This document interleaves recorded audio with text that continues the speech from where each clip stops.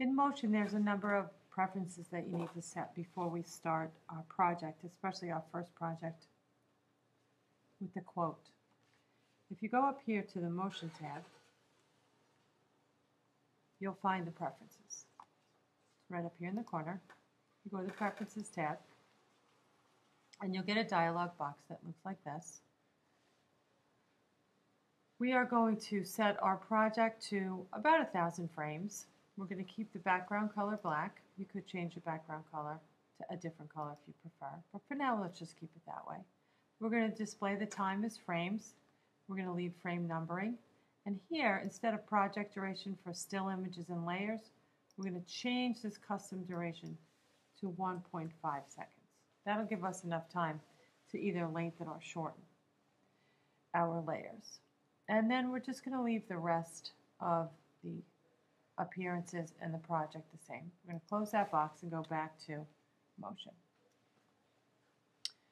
Once we open Motion, we need to see our timeline and our inspector and our layers.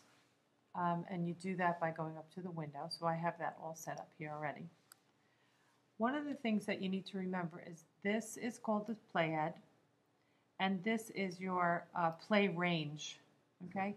So wherever I have my playhead, if I hit play, it's going to hit the play range and just keep looping back. Watch that.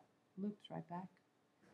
And it loops right back. And that enables me to focus in on one small area of my little movie.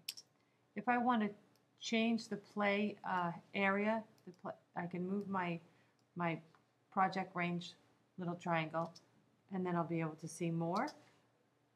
If I'm working on the second part of my quote, I can set my play range right here. The important thing to remember about the play range is when you're all finished with your project, you have to move the play range back so that it encompasses the whole piece that you're working on. When I type my layer, the type or the object that you import will come in wherever your playhead is. So if my playhead's at the beginning and I type a word, my word is going to be right at the beginning. If I move my playhead to the end and I type or import something, that's where the word is going to begin. And you notice that all three of these words are the same exact length because we set that to 1.5 seconds. So all three of these are the same. What I want you to notice about this here, when you're viewing this, this can get confusing. This is your group, and these are the three layers in your group, and that's on the group layer. These are your layers, and these can be moved independently of the group. But the group heading will stay over all of these layers no matter where you slide it. When I close my group over here, it enables me to open up the space in the timeline so I won't get too bogged down with a lot of different layers. When I pop it open, I can see the other groups there.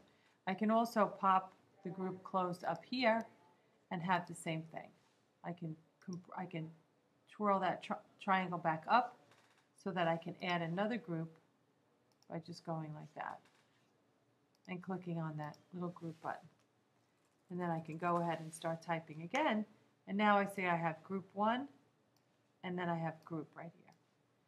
Also remember that wherever your playhead is, whatever the layer is showing, underneath the playhead is what's going to be visible up here on the stage. So right now I have the word beginning, and then this crazy line of text, then the word type, and then the word end.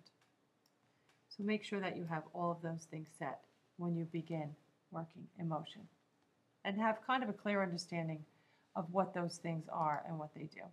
And you can rewind this and go back to the preferences if you need to. Remember also too that each of the objects can be selected here in the layer, but if your playhead's not there, you're not going to see it. So make sure that your playhead is over the word that you want to see and make visible.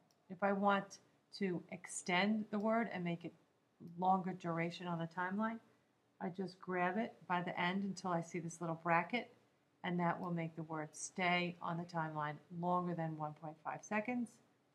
Conversely, I can make it shorter by just grabbing its end and making it smaller. So keep those things in mind as you set up your project. Be sure that you're saving your project to the right place. And in our case, it is our little home directory. Home directory has a picture of a house on it so that you remember. You make a new folder. I like to make a new folder and call it my motion folder, motion projects folder. I already have one, so I'm going to call this motion projects A. And then this is an interesting little doodad right here. You want to make sure that this is not set to off, because what happens is when you select copy to folder, all of those movies and pictures that you bring in to motion will collect up and all go into the same place. And when you're finished, you simply close and quit the program, and you'll be ready to open it the next time.